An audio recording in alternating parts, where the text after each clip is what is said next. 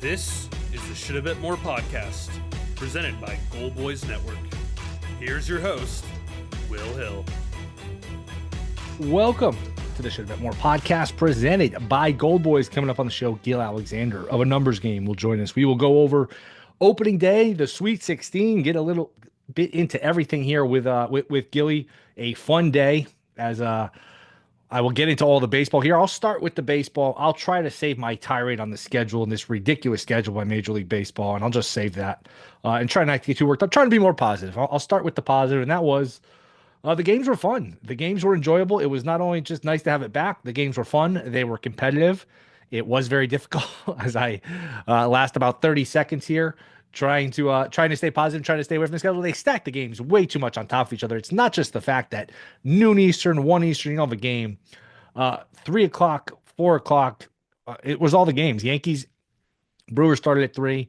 Orioles, Blue Jays started at 3. And then everything was at 4 o'clock. So it's like there's good games. I want to watch the Red Sox and the Rangers. I want to watch all these games. I want to watch Skeens. Phillies Nationals was good. A lot of the games were good. It's just you only have so many sets of eyeballs. You can only flick back and forth so many times. But I'll just start here. I guess the biggest takeaway so far, and again, it's only one game. I'll just try to give you a thought on the games at least I saw that I thought were interesting. The biggest one for me, Boston, Texas, two teams I think are going to be good. Now, it doesn't speak well of Texas that they're throwing Jack Leiter to the mound in game 2, who has been awful, his stint at the majors. But that's a good team. Wouldn't be shocked if this is a playoff series. Wouldn't be shocked if this is an ALCS in October. Again, getting ahead of ourselves, but two teams I'm high on coming in, both win totals 85.5, 86.5. So it's not a stretch. These teams meet again, in the playoffs. Boston down 2-1 in the 5th. They get a solo homer from Abreu to tie it at 2-2. Then he hits a 3-run homer in the 9th with the score still 2-2 to make it 5-2. And that was the final. Boston wins that game. So that's a good win for Boston.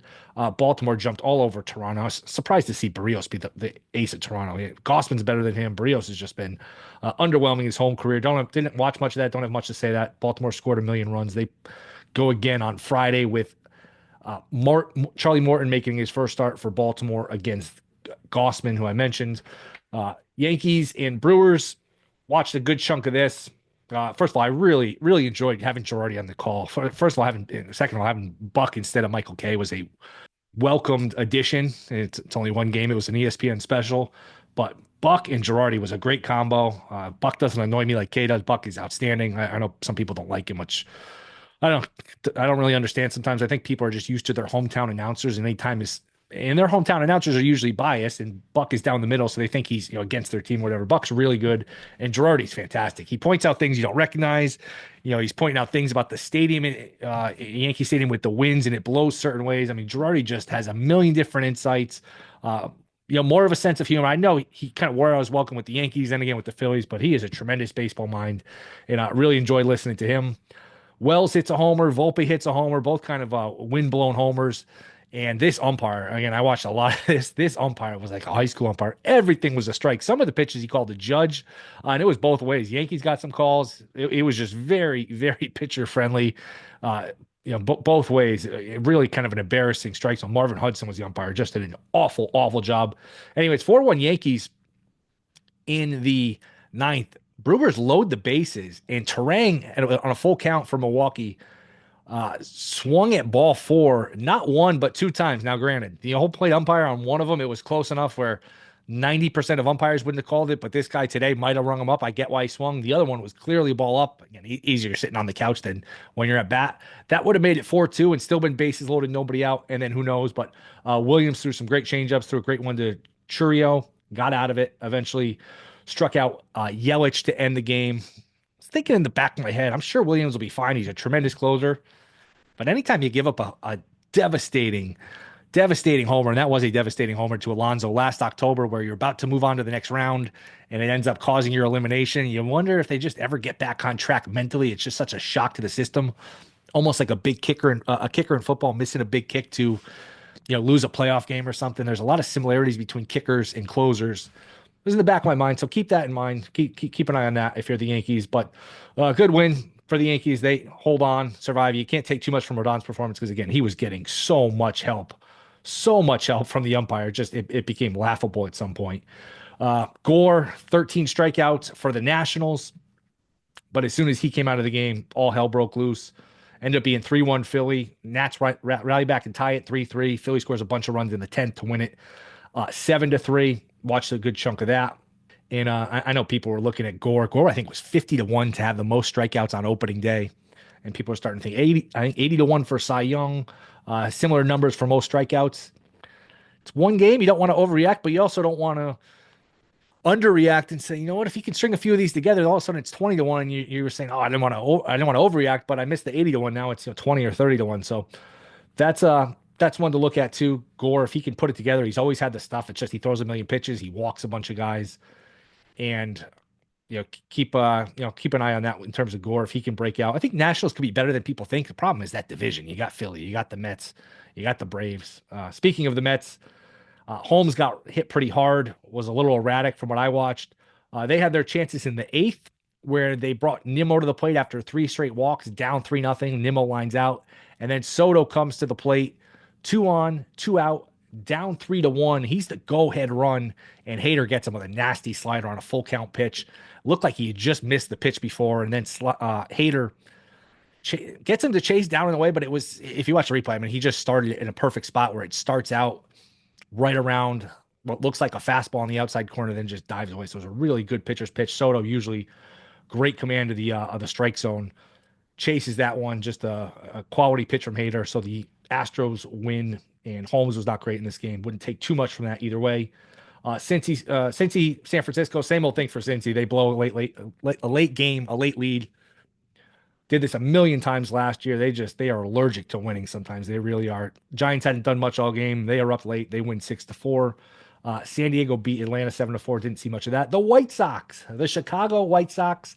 Let me correct myself. The 1-0 undefeated first place Chicago White Sox after winning 41 games last year. They are 1-0. They beat up on the Angels. Not a good omen for the Angels. I think they had a position player pitching in this game late into the game. A guy who was on the White Sox last year, so not a good sign for the Angels, who are just, and they are always bad. Doesn't matter. They have Ohtani, they have Trout. They could sign this guy, they could sign that guy, they could sign nobody, they could sign Rendon. Doesn't matter. They're always bad. And then Pittsburgh, bad loss for them. With Skeens on the mound, you got to win the game against the Marlins. I know they were throwing Alcantara too, but you had a lead. You let that get away.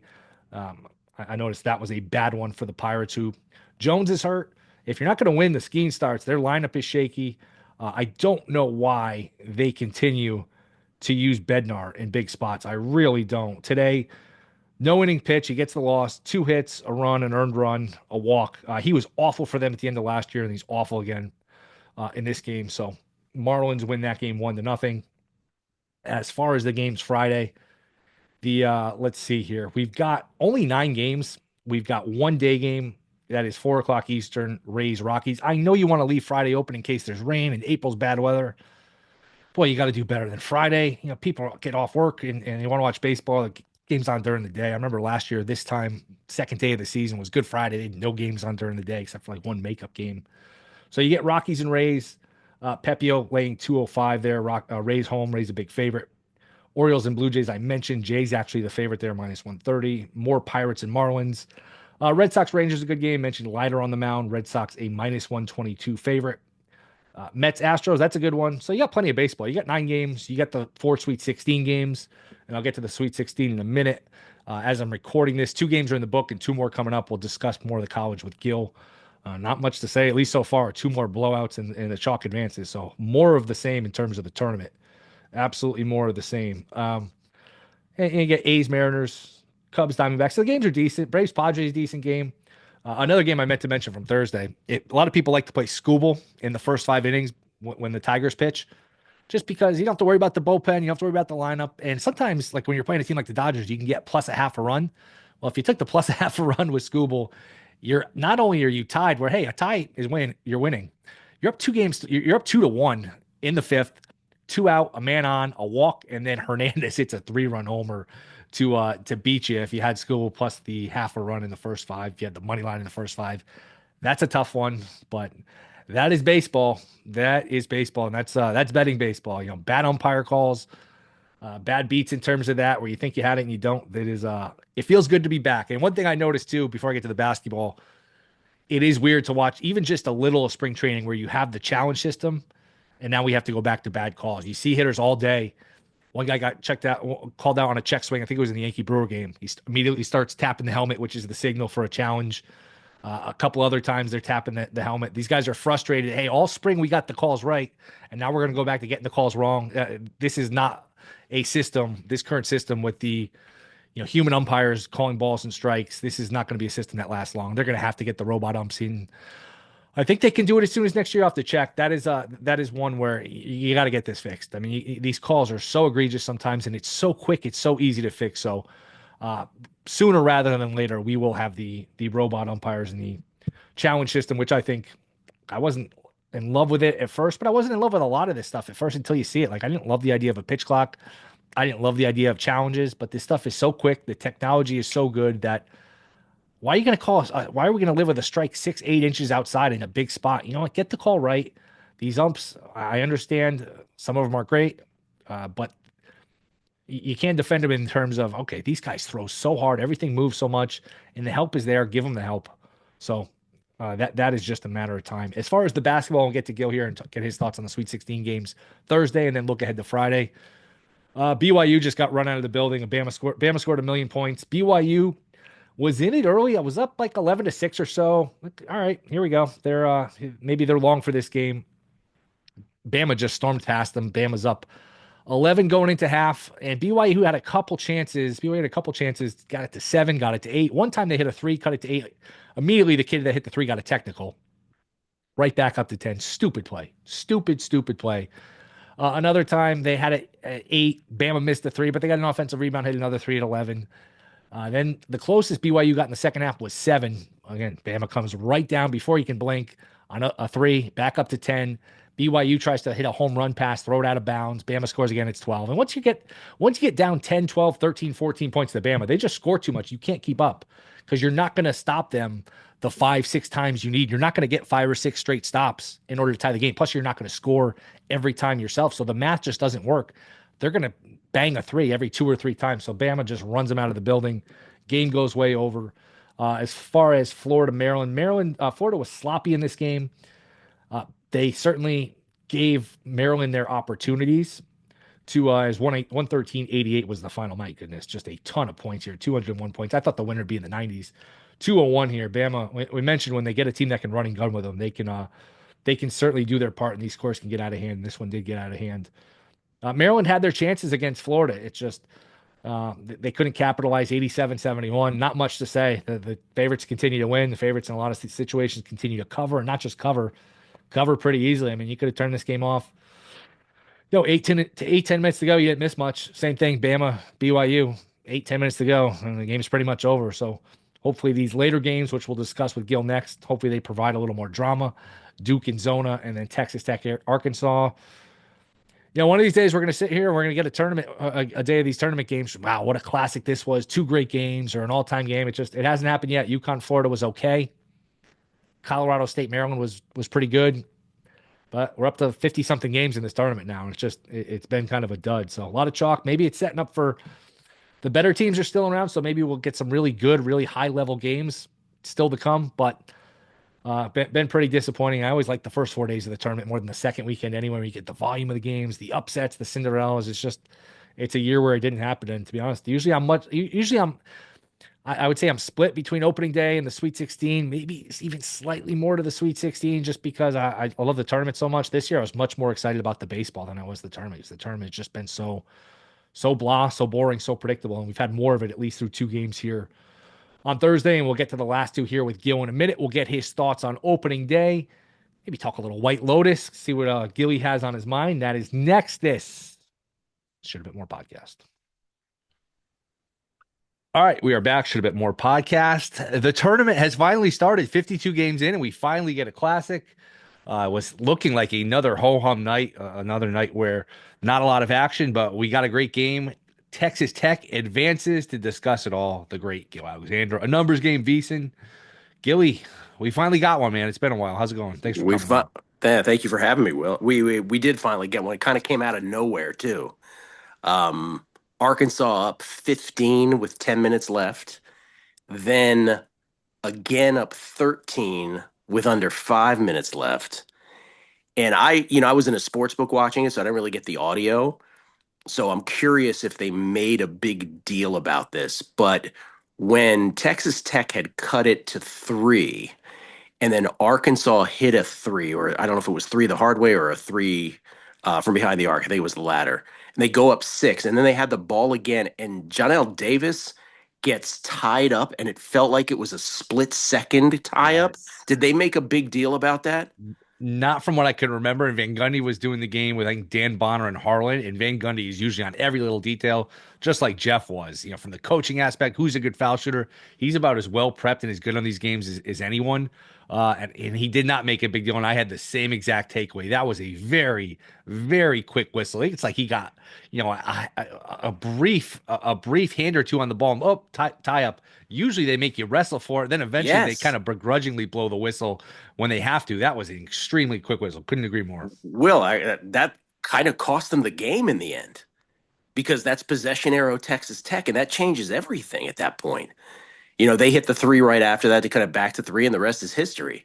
And that is, I mean, by the way, I thought, Texas Tech, that run of baskets towards the end of overtime inside, every one of those was just really high level of difficulty, jump hooks, backing. I mean, it was just great. They were just awesome in the end. And it just, that was a classic. But in the end, it's the same result in this tournament as always. This is the only time in my life, and I'm sure I represent millions of people, where my final eight, my elite eight, is still intact. It's ridiculous. That's incredible. Yeah, and look, I like Calipari. I don't know why, but he comes Uh, off as somewhat, people will laugh at like the word authentic, but for a coach, it kind of is what it is. He doesn't, I don't know, he's just kind of self-deprecating. He's got a charm about him. This team had a chance. He's had so many underachieving moments in the tournament. For him to get to an Elite Eight with this bunch, 0-5 in SEC play, and to look and be one game away from a Final Four, they probably weren't going to beat Florida anyway. But man, I was rooting for him. I feel bad. I mean, that's just you work oh, so hard, so devastating. long. It just who knows when you're going to be Devastating. back. What a gut punch of a loss. What a gut punch. It just a gut punch of a loss. And as we look at those four games tonight and the four teams that advance, isn't it interesting that the one team that has not been tested in the least bit in any game is Alabama still? Everybody else, right? Florida had a scare, obviously, with UConn. Texas Tech was tonight. Um, I guess Duke. Well, did Duke have a? I mean, Duke Nah, Duke's really rolled hasn't had a everybody. scare. Duke's rolled Yeah, they everybody. did. They didn't really have a scare either. Although I will say this, like I had Duke tonight. They scored 100 points and couldn't cover. I know. Like what? I mean, Arizona just could score at will. So that was a little bit of a sort of an eyebrow raise, I guess. But yeah, Duke hasn't really truly been tested either, I guess. You were saying that the total for the Duke Bama game came out 11 points off where it ended up Yeah, minutes later. FanDuel opened at 161.5, and I wasn't even looking. I was watching. It was because that game had ended. Duke had ended, so Duke Bama was set. And then we went to overtime at Texas Tech. And I guess within that time frame, we went from 161.5 up to like 172.5. So that was obviously just the Jeez. wrong total. They opened Bama BYU last Sunday, 168.5, and that closed a good 8-ish, 9-ish points higher. And even that wasn't enough. So yeah, these totals can be a little soft if you're paying attention. But I would say like tonight's is egregious because what in God's name was seen tonight I that know. wouldn't have on both ends, right? Duke giving up all those points and Bama just. I mean, at one point it was like, is Bama going to score 120? And they almost got there. Um, Yeah, somebody texted me said Bama might score 130. I said, yeah, if they cool off a little, they'll only score 130. if they cool off, that's right. But those were, I think the interesting thing also tonight is I think the Florida Maryland game played out exactly how, at least I was saying, I'm sure a lot of people said, which is you got five guys. Really, you have four guys, right? At one point, Maryland only had three people. Like the first 30 points were only three scores. They ended up the night, only four people scored. And at some point, and by the way, all my Maryland alumni buddies, immediately they started texting, "Oh, Willard, he was so unprepared." I'm like, dude, you have four players. Like, you're good. You're just gonna get worn out. It's not Willard's fault. Yeah, the right matchup, the right draw. They're one of these teams like if they found themselves in a bracket where there was an upset or two, they could have easily been in a Final Four, and then who Right. knows? But this wasn't a legitimate, top 3 or 4 team, and this is just a top heavy year. The best teams have looked like the best teams. It's more of an NBA feel where, You know what? In the Yeah. NBA, usually July or August before the previous year, you could me, you, anybody. Hey, write down on a piece of paper the 2 or 3 teams you think that might win it all. Usually, that piece of paper is going to contain the champion. This is one of those kind of years in the tournament. It seems like. I know we're not here to talk NBA, but did you happen to catch the end of the Bulls Yes, Lakers? yes, I did. Oh, you could go years and never see a finish like that. That was unbelievable. And for people that didn't see, Lakers are up 5, 12 seconds to go. Bulls hit a three, get a steal, hit a three, a la Reggie Miller. Lakers answer, get a layup with like 3 seconds left, but the Bulls don't have any timeouts, so they got to go the full length of the court. And then Giddy hits one from about midcourt at the buzzer. Just a wild, Amazing. wild sequence. Anything you like in the Friday games? Tennessee laying 4.5, Michigan State laying 3.5 to Ole Miss, Auburn laying 8.5 to Michigan, and then Houston laying 8.5 to Purdue. Just one. We do the VEASAN Bracket Challenge, and we do 4 picks in the Elite Eight. You can parse them out however you want. Thursday, Friday night. I had 3 tonight. I lost on Duke, but I hit on the Bama over and Florida against the spread. The only one I have left is tomorrow night, Michigan plus the points. But I got the worst of it. I got Michigan plus 7.5. It got to 9, and I think it's settling at 8.5 right now. I just think that that was too many, and Michigan continues to sort of be disrespected. Um, I feel like that's the only bet I have. I feel like, if someone were to ask me though, even before tonight, if someone were to say, and obviously that is reflected in my bets that I had tonight, but if someone were to say who's the most vulnerable number one seed, I still think it's always Houston. I just think that they're capable of a night where just nothing drops, and it's just one of their anemic kind of historical performances, even though that's more historical than it is this year, I guess. But I don't know, by the way, I mean, I haven't bet it, and I'm not even saying that is likely to happen tomorrow. Because tomorrow, do I think that Purdue is live? I don't, but I wonder if this weekend, if Houston meets their maker a little bit. I have them going to the Final Four, so it's not in my bracket. But I just, if someone were to ask me that question, Houston is the answer, I think, because the other three just look so rock solid to me. The games on Saturday, the 2 Elite 8 games, both at 6.5. Florida was 4.5 at open. You blink, and that was 6.5 too. So we have Florida, Texas Tech, Florida laying 6.5, Bama and Duke laying 6.5. Any initial feel there?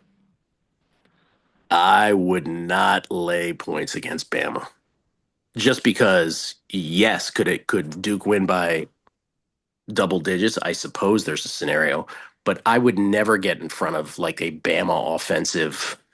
The way that they play offensively is they score 91 points a game. And that's what they average this year. And we just saw Duke like not being able to stop Arizona. I just think that Bama will score at will, and as great as Duke is, I'm not rushing to lay 6.5 in that game. Yeah, I know it felt with Bama BYU. Once Bama got up 10, 12 points, it's almost impossible to come back because you're not going to you're going to have to string together 5 or 6 stops to tie that because you're not going to score every time yourself. And it's impossible. They're going to come down. They're going to make a three, shoot a three and either make it, get an offensive rebound. It's impossible to string together the stops. Once he gets to 10, 12, they're going to keep you at arm's length the whole way. It's really kind of impressive. Now, I don't expect them to make 25, right? A No. record 25 like they made today. By the way, it shattered the record. I was watching with Kelly Bidlin, Michael Montesano, and Carl Sack tonight at the Cromwell, and Montesano said when they broke the record, because obviously we didn't have the audio, he says, "Who do you think they beat?" And he goes, "I'll give you a hint. It was the '90s." And immediately, right, I was like, "Oh, Loyola Marymount, right, 21." So the fact that they shattered a Loyola Marymount, I think, correct me if I'm wrong, scored like 140 points in a tournament game once after Hank Gathers passed away. I want to say they scored some ridiculous amount of points. So that's like the kind of air this team is in offensively. And Sears, I mean, he's just, I don't know how many times you look at, he was 10 of 16 from behind the arc. So Duke, obviously, like they're going to, Shire is not dumb. And they're going to try to figure out something with that. Whether they succeed or not is a whole nother question. It's weird. They don't have the sound on for the games at the sports book. They do, but we're watching one, right? So the main game was the Florida game, and they had the audio on for the Florida game, Florida, Maryland. And they showed the Alabama game in the corner. Well, actually, the first starter was Alabama. And then they shifted back and forth Okay. depending on game situation. Yeah. Gotcha. So You know, Yeah, because you were saying that with the tie-up scenario with the the Texas tie-up Tech game that they didn't have the auto. we That's didn't have the tough. audio for that. I don't believe because I think that was still. I think the Duke game was still in its final Yeah, stages. probably the free throw stage of that game. Yeah, you're right. Yeah, What were you coming into today? What were you more excited for, the Sweet 16 or opening day? that's a great question. Probably Sweet 16 still. As great as baseball is, and you know, ace at the bound, obviously the first day. Um, but opening day is still awesome. So by a notch, Sweet 16. And in the end, what ended up like coming through, I guess Texas Tech, Arkansas made the Sweet 16 come through. But like baseball today, the Giants Magic in the ninth. Mackenzie Gore was electric till he wasn't. Right, just as soon as they took him out, right, the Phillies were like, "Oh, we can play baseball again." That was pretty amazing today. Tigers' first five betters got Huh. absolutely, screwed. The Dodgers are 3-0, and already I'm like, Jesus, my race to 10 in my March, April is already behind the eight ball because these guys does not look like they will lose a baseball game. It's just that they feel that way. And then the White Sox and the Marlins both won, right? Supposedly the worst teams ever. So it's baseball, man. Anything can happen, and it's awesome to watch. What were your takeaways from today? And I don't want to hear it's just one game. I need bold predictions. Who's good? Who stinks? Let's make some bold declarations based on one data point. Let me see if I can say something intelligent I'm about just that. kidding, by the way. I'm just No, I know you are, but I wanna actually answer it literally. I wanna see if there was something today. What would be my take? That the My first baseball thing was the Red Sox. A good win. Everyone's on them. They were down 2-1. Hit a homer to tie it, hit a homer to win. That's a good win in Texas. So that was mine. I really enjoyed the games. I thought Milwaukee had their chances in the ninth. Terang swung at a couple ball fours. Otherwise, it would have been 4-2, bases loaded, nobody out. And I would keep my eye on Devin Williams. Anytime you give up a home run like that, like he gave up to Alonso, it's almost like a kicker missing a kick in a playoff game where you just wonder about their psyche going forward. Now, maybe he'll be fine, but it's on my radar. um mine was my two teams for again race to 10 and March April respectively. The Mets and the Twins both had so many chances and just could not cash in. It was just a quick reminder. Oh yeah, I forgot this is how baseball works. I will tell you what Montesano, who's sitting next to me, what his quick take was what are the Angels for worst record in Major League It's a good Baseball? one. That It was crossed that my was his mind quick too. one. Crossed my Yeah, mind too. A lot of yeah, competition. The White Sox are still going to be bad. You got the Rockies, you got the Marlins. It did cross my mind. I think I had yeah. them last year. Another thing I noticed with baseball too, and I've betting some of the strikeout props. Boy, the umpires. It's hard to go from spring training where we get every call right and we can tap our head and we fix the challenge right away. Some of these calls, like in the Yankee game, the guy was giving them like a foot off the plate. It was like a Oh, high school zone where brutal. man, it's tough, and it's a quick reminder of we're back, aren't we? We have bets riding on this stuff, and this pitch is 8 inches off the plate, and we're calling it strikes. Just crazy. Do we at least have earlier games tomorrow or no? We have one at 4 o'clock Eastern, the Rays versus the Rockies, then everything else is 7 o'clock Eastern. I just don't Yeah. understand. I'll never understand. That was such a botch today. Yep. The fact that those games, it's like, oh, let's see how many of these we can play right up to the Sweet 16. So it was so they had a whole window in the morning Yep. where they just dropped the ball. And you couldn't watch everything. Like I don't care how many TVs, how many whatever. You can't watch everything when everything's basically starting 4 o'clock Eastern, 1 o'clock Pacific, where you are. You only have one set of eyeballs. So there were so many great matchups. I wanted to see Skeens. I wanted Red Sox Rangers was good. Yankees. There's so many games to watch, but I mean you could only watch so much at a certain time, and you're sitting there 1 o'clock waiting for a game, noon, 2 o'clock. It's just the way they balanced it is crazy, and I wasn't expecting anything because the day after opening day is usually they do this. They use it as a safety net, figuring, all right, the weather's shaky in April. If we get rainouts, we can plug them in on the day after. So I wasn't expecting much, and only 9 games total on Friday, and only one of them in the afternoon. It's 4 o'clock Eastern. Oh my God. We had a good day of the numbers game, a good couple days because Joe Pita went 3-0 on his opening day games. John Legasa hit a 15-1 on the Orioles to score the most runs today, and then Oh, Mark Borchard with his black and orange parlay with the Orioles and the Giants came through as well. So it was just everybody was on top of it early. what about his Yankees Dodgers parlay? Did he announce that? I mean, I know he made it, but did he announce it? I'm sure. I'm sure it was in his account before he was even on. If there's no need to mention it, Will. He just, it's Yeah, just a daily just plug occurrence. it in. You know what? With the way the Dodgers are rolling, parlay the Dodgers was something. You got to figure out how to bet the Dodgers. This might be I don't know what's right now. If I pin you down to a win total, how many wins for the Dodgers? I still think it's. I mean, if I have to, I still think it doesn't get to 103.5. You have Oh, to think that. really? Yeah, because I mean, at 3-0, it sounds ridiculous, right? Because they show no signs of being capable of losing a game. But it's, I mean, 103.5 is still a ton of games. I put up the graphic today. Went back to 1990 of all the teams that had pre-flop season win totals of over 100, all the teams that had pre-flop season win totals of less than 60. And in the case of the less than 60s, only two of the five since 1990 didn't exceed their win total in the 50s. On the top side of it, there were like seven teams. And by the way, these are all weighted heavily to the last few years because before the 2020s, 2021, because obviously 2020 was a 60 game schedule. The only team that had a pre-flop season win total of over 100 was the 99 Yankees after a three-peat, right? And they didn't get there, 104.5. That's the only one historically that's higher than this year's Dodgers or right at the same level. But that's the only one. Everybody else, I believe, I said there's only one team that exceeded a win total, which is getting to a long way of getting to this. Only one team ever exceeded their season win total of 100 or more pre-flop was the 2021 Dodgers. That's the only one. All the rest of them failed to. So historically, it's just if you suck, you figure out a way to win 60. And if you're really good, you figure out a way to lose 60. That has changed a little bit in the last few years for sure, as the chasm gets wider between the haves and the have-nots. So historically, I'd say no still. And I would be completely unsurprised if I am wrong about that. Yeah, Let's just put it that way. the 21 Dodgers, I believe, a wild card team too. That was the year the Giants won the division, right? Was that the 107 game I think it win? was. I Yeah. think it And then was. Wilmer Flores called for a bullshit strike three. Is that the one you're referring to, Will? Is that That's the it? one. I was Is that talking the about the one you were regular getting season. I at? didn't bring up the series. I just brought up the regular season. I didn't bring up the series. I know what you're doing. You can't fool me. You remember who got the out?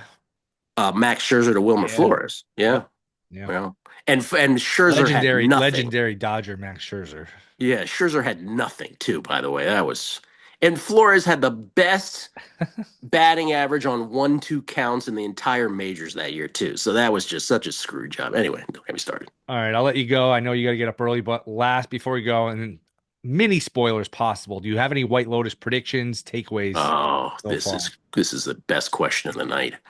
First of all, do you agree with me that this season is not nearly as good as 1 and 2? Can we agree on that? Yes, different, but also not as good, but also different. I'm more, Yeah, it's hard for me to judge apples to apples because I binged the first two, or it's just watch one after another after another. This, there's an anticipation every week. Man, can't wait for Sunday for Lotus to see what happens. So I don't know how I would have felt watching the other ones, but I rewatched some of season one the other night. It's just so much fun. I mean, season one is laugh out loud funny with, the hotel guy and oh the yeah, dad and the family. There's just so many funny moments. It's not that. This one's still funny. The girl, what's the mom's name with the southern oh accent? Parker She Posey, does such a Parker. good job. The acting in this show. Some of the acting performances are tremendous. The guy who plays the Gary Gregg guy, he doesn't talk much, so he has ability to be kind of scary without saying anything. You never know what he's Yeah, thinking. There's a lot of these. The British girl with the big teeth, she's really good. There's just a lot of good performances, I think. yeah. No, I agree with you. It's different. I don't think it's as good. I not only did I watch seasons 1 and 2 the standard way, but I also then binge watched them in review here while this season is going on. I think I want to watch three from the beginning, binge to, even though I've watched all five, do it again from the start. My answer to your question is I have no fucking idea. The only thing we know for sure, right? Because we know this from the first episode, is gunshots do happen at some point, And a right? death, we think. There's Pretty got to sure. be a death, right? There's Yeah. got to be at least a death.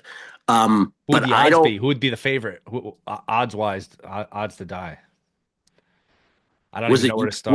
Was it you who asked me this, or was it somebody else who asked me? All right, who's the most reprehensible person on the No, show? I didn't ask that. That's Okay, because that's I think how you would handicap it, and my answer to that is the insecure actress of the three girls. I oh, think she's tough. she's She's in tough. many ways the most reprehensible person. It's a good one. So is she the favorite to catch a stray? I don't know. Um, I also worry that by the way, the most famous person in the history of White Lotus is the girl from Blackpink, the girl who's in love with the guard. She is like they needed like security on set. They almost didn't hire her because it was like such a big deal for Oh her to be wow. on set.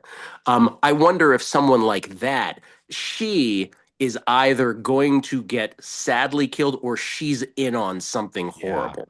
That's my I prediction. could see her being in on something. I could see that the hotel manager, he's a little sketchy. Remember when Oh, the really nice. yeah, and he's about to sing Yeah. and Belinda That- goes to him and says, this guy, he's a murderer. And he's like, well, what do you want me to do? But you'll be fine. And it's oh, very strange. great call. Great Also, call. and last thing on this, I went back and watched episode one. They kept referring to this poisonous fruit. And I don't know, they keep showing some like deadly starfish on the beach. There's that blender that keeps popping up time and time again. I wonder if there's going to be something with the blender, some sort of poisoning. I don't know. There's just so many different That's angles they can interesting. take it. That's a great call though on that guy's reaction to her. Hey, I think he's a killer. And he's like, well, you can't prove anything. How about this past one? He sees her the next morning. He's like, "Are you feeling better today?" She's like, "Not really, no." She's the only, by the way, she's the only character, the one you're referring to, that has been in all three seasons. Yeah, I What think an that's true. what an acting gig for her. That Even means even Greg even Gary wasn't, yeah, right? even Gary slash Greg was not in Okay. season two. Yeah. He was in season one and three. But it's so interesting. It's so different from everything else that's on TV, and this is an acting tour de force for sure. Like the reaction, I won't say anymore, but the reaction a couple episodes ago of the guy of the buck tooth girl, not the buck tooth, but the big teeth girl's boyfriend. Rick I can't Hoggins is Rick. his name. Well, in real life, it's the Yes, Walker Hoggins, Walter Hoggins, or I something think like so. that. But his reaction to the story that Sam, what's the actor's name? Hollinger. No, no, no. Hollinger's the character. I'm bad with the character name, so I'm not sure. No, his buddy that he was meeting Right? with in Yeah, I know who you Bangkok. mean, but I don't know the name. Right. So anyway, his reaction, his facial reactions to that story were just fantastic. Because as you were watching it, you had the same reactions, you know? Absolutely. And I also feel like that lady they're trying to convince to be an actress or whatever, and they're playing the whole thing on her with the role play of like, oh, my buddy's a director. Uh, I don't know. I feel like she might be sitting on the curveball a little bit. I feel like she might be onto them. So many possibilities. I just find myself more again, the reason that season one was so good to me is there were so many great nuances of human behavior. And two was not quite as much of that. One was there was everywhere. There was some fascinating plot. This dynamic in this year between the three friends, the ladies, is awesome. But beyond that, I'm less interested in any plot development, and I said that in quotes because there's not much of it over 6 episodes. And so I just want to know how these things resolve. And they only have 2 episodes left to do it, so I hope it works because that would suck if it didn't. By subtle human differences, I do think they'll land the plane. I think it'll be a good Yeah. ending. By subtle human differences, do you mean Sydney Sweeney and Alexander Daddario? Are those the Yes. subtleties? Yes. So just think about that. It was the dynamic between the teens. It was the dynamic between the teens and the parents. It was the dynamic between the parents themselves. And that's just one storyline. Then there was that young couple with the controlling rich guy with the new fiance who just wanted to have her independence. That was fascinating too. I mean that season was and the biggest difference, and I think this is the sort of underrated part of it is season one was 6 episodes. Yeah. Season two, which was a notch below, was 7 episodes, and this is 8 episodes. And I do think that causes a bit of a longer, more annoying runway. Yeah, it's like college basketball. They go to the monitor a little too much, and you're just like, hey, speed this up a Uh, little bit. the monitor. Gilly, appreciate it, man. The numbers game at beating the book covered it all. Anything My else? man, my man. It's the best time of year. It really is. I mean, football's the best, maybe, but this is awesome too. All right, man. Appreciate you coming on. We'll hopefully do it again soon. Thanks. Thank you, brother. All right, before we go, just want to give out my picks as we finished up with Gilly. Appreciate Gilly coming on. I am going to go over in that Duke Bama game, 172.5 as we're recording this. And I'm going to take the 6.5. I know maybe I'm walking into a hornet's nest, and I don't usually like to play both sides of a game Alabama plus 6.5. I'll go over 172.5. I'd probably take it with Texas Tech, although I just don't know. Coming off overtime, and we'll see about McMillan, them going into that game with no legs. I'm going to pass that game. As far as the Friday games, I will take Kentucky plus the 4.5. And I'll take Ole Miss plus 3.5. I just think, you know what, the coaches kind of even out. Beard is every bit as good as Izzo, and I think the teams are relatively equal. Michigan State can't really shoot, so it should be a down to the wire game. I'll take the 3.5. So the dogs barked a little bit, at least in terms of covering the number in these later games. We'll see if that continues into Friday. Enjoy the weekend. Enjoy the games. Enjoy baseball being back. We'll be back Monday. See you then.